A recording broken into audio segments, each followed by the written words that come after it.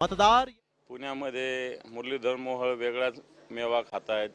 जैन समाजाचं हॉस्टेल स्वतः घेण्याचा प्रयत्न करतायत. इकडे अजितदादांचा मुलगा महार हाडोळ्याची जमीन घेण्याचा प्रयत्न करतायत.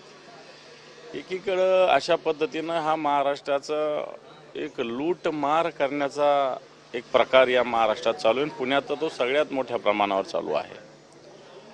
आणि म्हणून जी पुण्याची कोरेगावसारख्या भागात असलेली शहरातली मुख्य एरियातली जमीन 40 एकर जमीन महार हाडोळ्याची जमीन जी एका उद्दिष्टासाठी राखीव असताना ती जमीन एखादी कंपनी घेती काय? मग अजितदादांच्या मुलाची कंपनी 2 दिवसात ठराव मंजूर काय करते आणि 2 दिवसात जी कंपनी ठराव मंजूर करते तिला 2 दिवसात सरकार जमीन काय अलर्ट करतं. दुसरी गोष्ट, कलेक्टर सांगतात ही जमीन आमचीच आहे, परंतु एकीकडे सरकारने ही जमीन या संस्थेला अलॉट केल्याची सुद्धा माहिती आहे. आणि म्हणून बरं, हे झाला एक प्रकार, अलॉट केली. नंतर त्याचं व्हॅल्युएशन काय? व्हॅल्युएशन पुण्यातलं जर 40 एकर जमीन कोरेगाव पार्कसारख्या भागातली असेल तर त्याचं व्हॅल्युएशन मिनिमम 1800 कोटी येतं. मिनिमम, मॅक्झिमम ते 2500 3000 कोटी पण 1800 कोटी. मग यांनी किती व्हॅल्युएशन दाखवलं? 300 कोटी. आणि रजिस्ट्री किती रुपयात झाली? 500 रुपयाच्या बॉन्डवर.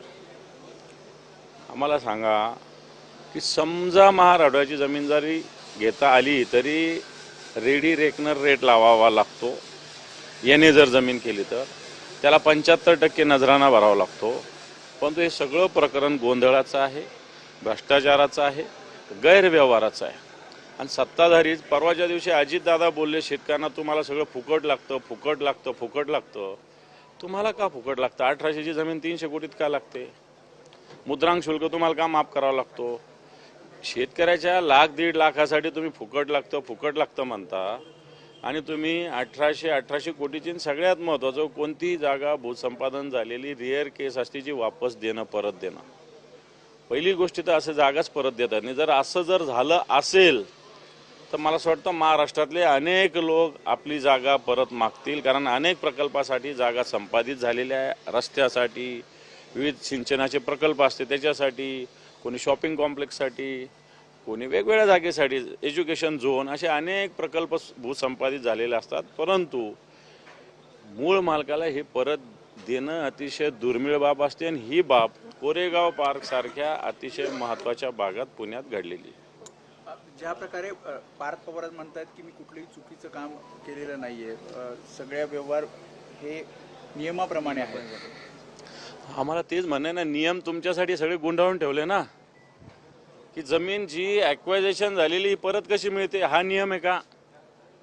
मग महाराष्ट्रातले अनेक शेतकरी, अनेक लोक उद्यापासून चला मागतील जमीन, आमचं भूसंपादन झालेलं परत द्या, तर सरकार देणार का? हा माझा पहिला प्रश्न आहे. महार वतनाची जमीन कशाला म्हणतात? ही जमीन पार्थ पवारला कशी देऊ शकतात? पार्थ पवारच्या कंपनीला कसं देऊ शकतात? तुम्ही फुलेशाहू आंबेडकरांचा महाराष्ट्र म्हणतात. सर्वसामान्य माणसाला दिलेली असलेली ही जमीन असेल तर ती एखाद्या महार वतनाच्याच माणसाला मिळाली पाहिजे. आणि म्हणून आता ज्यांनी कोणी बॉन्ड दिले होते त्या काळात त्यांचे सगळे वंशज इथं आलेले, त्यांचे नातू असेल, मुलगा असेल, हे आलेले आहेत. यांचं बेसिक ऑब्जेक्शन आहे, सरकारला हे ऐकावं लागेल. मग कलेक्टर कसं म्हणतात की जमीन आमच्या ताब्यात आहे? मग तुम्ही 1800 कोटीचं जमीनचं 300 कोटी व्हॅल्युएशन कुठून काढलं? मग तुम्ही मुद्रांक शुल्क का नाही भरलं? आणि कोणता नियम पार्थ पवारांनी पाळला हे पार्थ पवारांनी सांगावं. या सगळ्या विषयाचा खुलासा पार्थ पवारांनी करावा. अर्थमंत्र्यांचा पुत्र आहेत, उपमुख्यमंत्र्यांचे ते पुत्र आहेत, तुम्ही पुढची मागणी काय करणार आहात? हे पहा, कोणाचा पुत्र असला म्हणून नियम कायदे राज्य काही त्यांच्या नावावर, अजितदादाच्या नावावर महाराष्ट्र राज्याचं PR कार्ड नाही केलेलं. कुठेही यावं, कोणतंही घ्यावं. पार्थ पवार जर राज्याच्या अर्थमंत्र्याचा पुत्र असेल असावा, त्याच्याविषयी काय प्रश्न. त्यांनी संपत्ती कमावी त्याच्याविषयी काय ऑब्जेक्शन असायचं का? कारण मराठी माणसांना अशा कंपन्या स्थापन कराव्या याच्याविषयी काय ऑब्जेक्शन असायचं का? पण नियम कायदे डावलून मग पार्थ पवाराला जे नियम लागू ते लोकांनी लागा. आम्ही आता आवाहन करतो, ज्याचं संपादन झालं आणि तिथं काहीच काम नाही झालं त्याला जमीन वापस मागा. उद्यापासून अर्ज मागवतो, सरकारने 2 दिवसात निर्णय घ्यावा, त्याच्यावर होऊन जाऊ द्या तसं.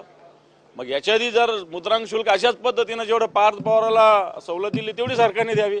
मान्य करू की नियमाप्रमाणे सगळं झालेलं आहे. इथं लोकांच्या 10-10 वर्ष फाईल होत नाही, मंत्रालयात हालत नाही. आणि यांची फाईल पुण्याहून 2 दिवसात जाऊन उद्योग मंत्रालयातून एखाद्या पत्राचा प्रवास 15 दिवसाचा असतो. एखाद्या कलेक्टरकडं एखाद्या जिल्ह्याच्या ठिकाणी दिल्यानंतर मंत्रालयापर्यंत पत्र जायला एखादी फाईल जायला 15 दिवसाचा 1 महिन्याचा प्रवास असतो. आणि यांचं 2 महिन्यात जाऊन वापस काय येतं? मग कोणता नियम 2 दिवसात? हे कोणता नियम तुम्ही पाळता? म्हणजे राज्याला लुटण्याचा प्रकार आहे हा. मेवा भाऊ असतील, मोदी शहा म्हणतात ना खाऊंगा ना खाने दूंगा, अब सब खा रहे और सबको खिला रहे, अशा प्रकारची स्थिती झालेली आहे. आजचा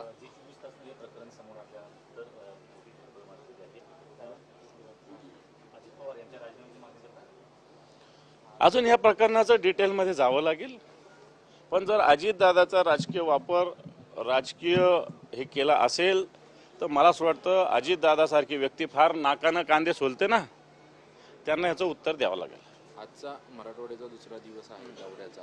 काल ज्या पद्धतीने 4 ते 5 ठिकाणी शेतकऱ्यांशी संवाद साधल्यानंतर खासदार श्रीकांत शिंदेंनी टीका केली आहे की मुख्यमंत्री असताना घराच्या बाहेर पडले नाही, मुख्यमंत्री असताना काय मदत केली ती दाखवा. आता तुम्ही मदतीची मला असं वाटतं फेकाफेकी करण्यापेक्षा, गद्दारी करण्यापेक्षा, या महाराष्ट्राला लुटण्यापेक्षा घरात बसून नीट काम केलेलंही चांगलं आहे. शेतकऱ्यांकडे येऊन बघा, शेतकरी कोणाचं नाव घेतात, 2 लाखाची कर्जमुक्ती कोणी केली हे कोणाला सांगतात.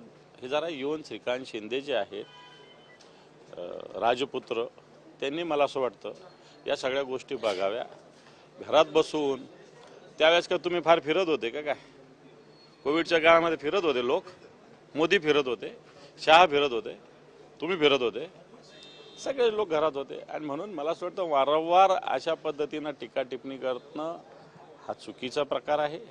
उद्धवजी ठाकरे साहेब जनतेतले आहेत, सर्वसामान्य शेतकऱ्याशी गावागावात पोहोचतात. गावागावात नुसते कार्यक्रम 25 असतील आमचे, पण त्याच्यापेक्षा 100 गावात ते थांबलेले, 50 लोक असले तरी तिथे त्यांच्या थांबलेले, त्यांच्या व्यथा ऐकलेल्या उद्धवजींनी.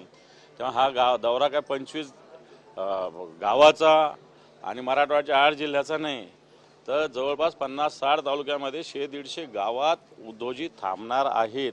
तर श्रीकांत टीका करायची नेहमीचीच टीका, याचा अर्थ आमचा दौरा झोंबलेला आहे.